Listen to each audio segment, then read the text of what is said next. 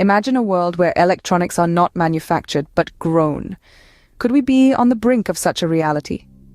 Welcome to the fascinating world of bioprinting, a revolutionary technology that promises to transform our approach to creating electronics. We're not talking about a sci-fi fantasy here, but a cutting-edge technology that's being honed right now. Picture this. Instead of assembling devices from hard, inorganic materials, we could grow them using biological materials, much like a gardener grows plants. This breakthrough field of research combines biology, electronics, and 3D printing to create a whole new paradigm.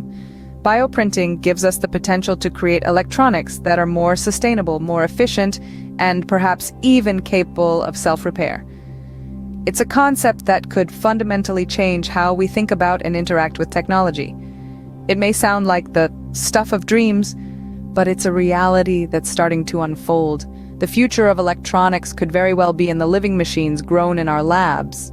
So what exactly is bioprinting and how does it work? Well, think of it like a 3D printer, but instead of plastic, we're using biological materials as ink. These can be cells, growth factors, or even biomaterials. The process begins by designing a blueprint, or a digital model, of the tissue or organ we want to create.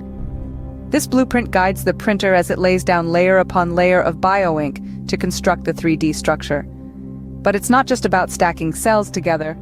The real magic happens when these printed structures start to behave like the real thing. The cells interact, they grow, they form tissues.